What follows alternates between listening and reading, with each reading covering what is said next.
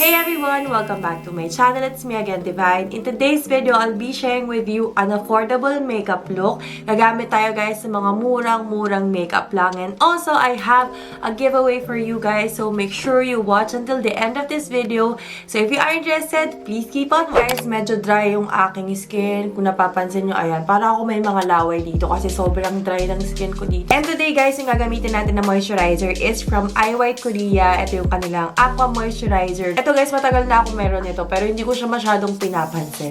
Tapos last time, ginamit ko siya ulit. Parang binabad ko siya sa face ko ng buong gabi. And then pagkagising ko sa umaga, sobrang ganda ng skin ko. Parang supple siya and talagang may brightening effect siya. Primer naman guys, gamitin natin tong Dr. Sensitive Collagen Plus Vitamin C Serum Brightening Care. For my base makeup guys, I'm gonna be using the Miracle, the Seed of Beauty and Wellness BB Cream. Meron na siyang SPF 50 PA+++++.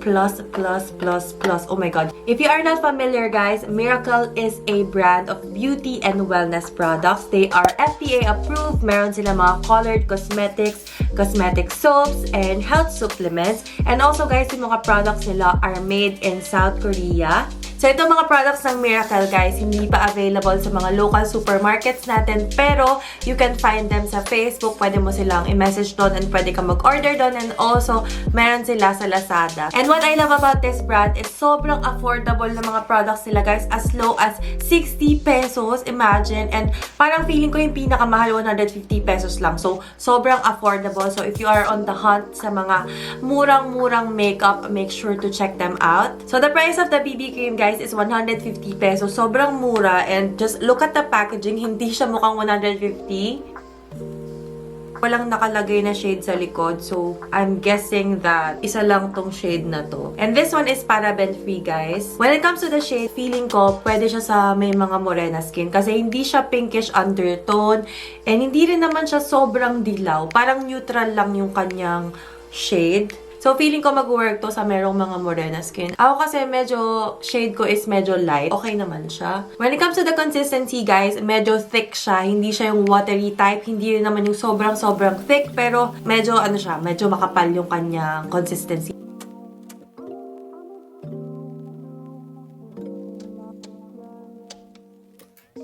This one has a nice coverage, guys. Kung wala ka na bang tatakpan na, alam mo yun, yung mga sobrang dark na acne marks. Akin nga dito medyo natakpan niya yung mga acne marks ko, pero hindi sobrang natakpan. Kailangan ko pa rin mag-concealer. I also love that it gives my skin a healthy glow. Kung napapansin nyo, guys, parang meron siyang pag-glass skin effect. And hindi siya sobrang puti. Parang, alam mo yun, parang nagagaya niya yung skin tone. Kasi, ayan o, parang tamang-tama lang yung shade niya for me. Feeling ko, guys, maganda tong gamitin for everyday. Kasi, alam mo yun, meron siyang glow na binibigay. And also, meron siyang SPF 50. So, kung gusto mo ng sunscreen na makeup, you can try this one. When it comes to this product, hindi mo kailangan ng sobrang daming product. Sakto lang. Ayan. A little goes a long way if you want that healthy, glowing look na may even na yung mga hyperpigmentations mo sa face. And now, guys, mag-conceal tayo ng mga acne marks and mga sumpa.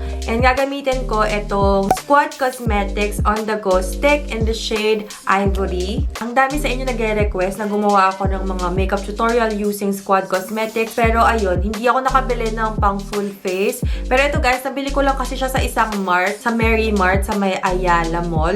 When it comes to the consistency guys, medyo creamy siya na madulas, which is hindi ko in-expect. Kasi guys, sa mga stick-on na mga ganito, ina-expect ko yung parang matte. Ito medyo parang ano siya eh, madulas. Madulas siya. Kasi I have oily skin, so ayoko ng ganitong consistency.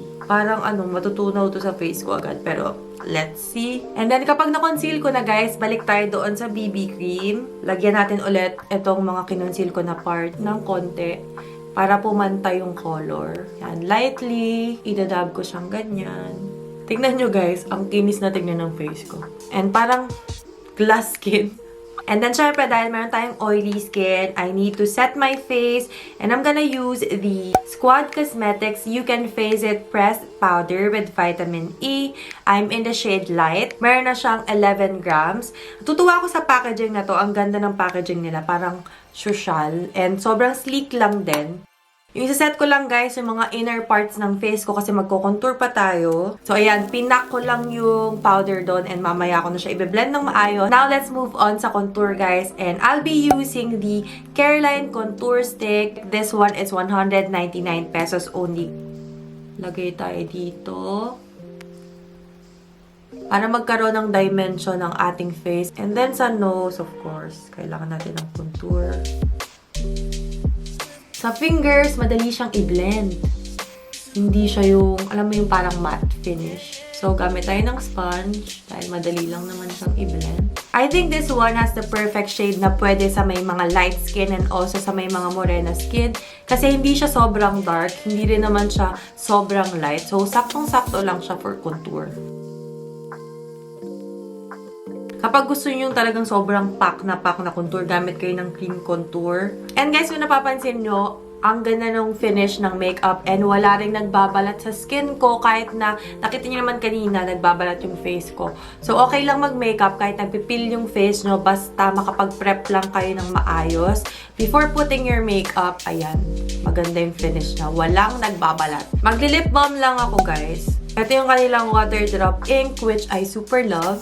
Kasi may cooling effect to and ang ganda rin ng shade niya. Let's now jump into eyebrows and I'll be using the Miracle Flick Brows 3 natural brow colors. This one is also 150 pesos and meron ka ng 3 shade ng pangkilay. But first guys, kapag gagamit kayo ng mga brow products, I suggest na basain nyo. So ito guys, wala siyang masyadong fallout pero doon sa mismong product, meron siyang konting fallout kasi powder nga ito. Pero kapag nilagay mo na siya doon sa skin mo, hindi siya naglalaglagan unlike other powder brows na na-try ko. So, okay din siya gamitin na hindi basa, hindi siya magkakalat-kalat, guys.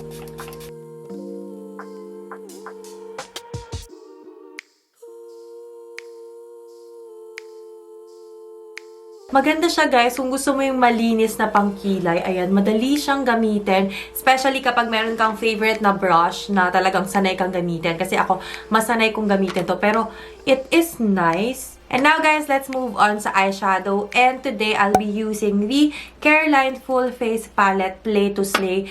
This is the first time na magagamit ko to. So, ayan, try natin kung anong... Ooh, it smells good. So, ang price nito is 275. Meron ka ng mga eyeshadow, meron pang blush, and also may pang highlighter na. I'm gonna use this light brown for my transition shade.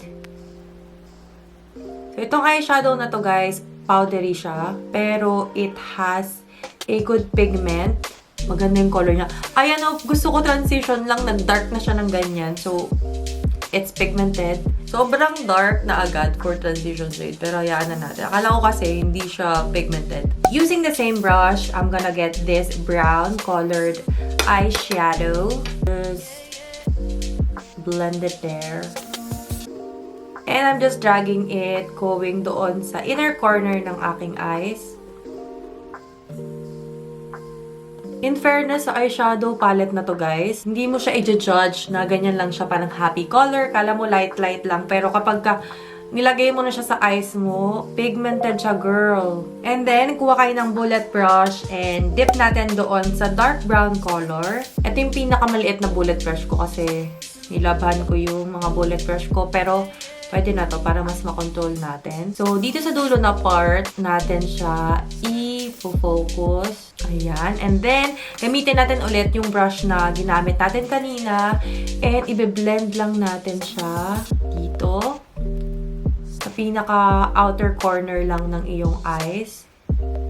In fairness, sa eyeshadow na to guys, maganda siya ha. And medyo i-lift ko lang siya ng ganyan. Drag natin pataas yung brush. Tapos guys, i-blend lang natin ng ganyan. Hindi na ako nagdagdag ng product. Para lang blended siya.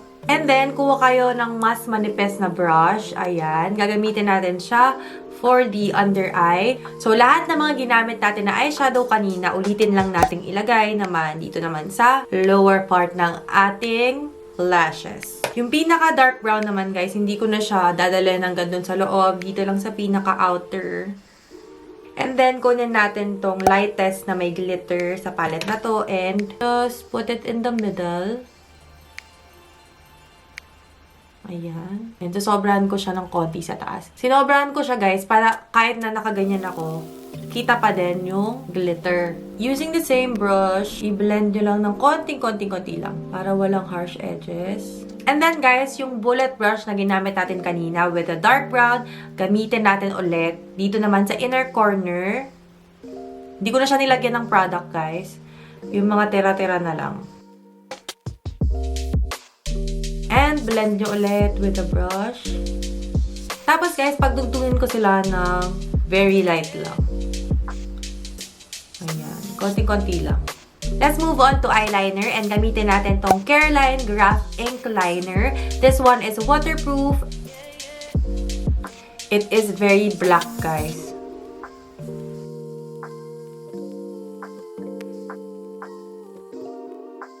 Sobrang dark na dark siya. Hindi ko kailangan i-reapply para lang ma-build up yung ganun ka-dark na eyeliner. Isang ganun lang. Maitim na siya. Next, let's move on to my mascara. And try natin tong Everbilena Volume Curl Waterproof Mascara.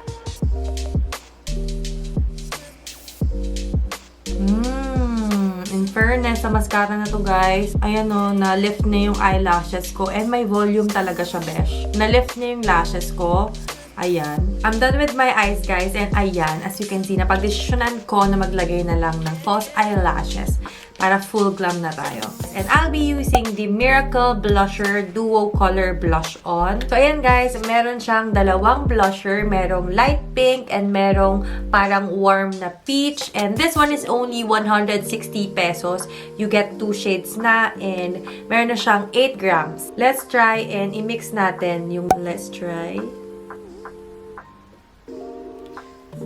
So, ayan yung itsura niya kapag minix yung peach and pink. Maganda yung color payoff niya and buildable siya, guys. And now, for the highlighter, gamitin natin itong nasa Play to Slay palette. Meron silang highlighter. Ooh! In fairness talaga sa Play to Slay na to, ha. Ang ganda ng mga pigment ng kanyang amazing. Tingnan nyo, guys, oh. I like this highlighter. Bongga siya. For the lips naman, guys, I have a lot of choices and ito ay from Miracle Products din. So, ito mga to, guys, sobrang affordable na mga lipsticks to. Yung kanilang mga matte lipsticks, ang price lang is 125 pesos. And then, yung glossy lips is 120 pesos lang, guys. And meron sila 6 shades in total, 3 matte and then 3 glossy. So, isa-swatch natin to lahat, guys, and titignan natin kung ano ang gagamitin natin today.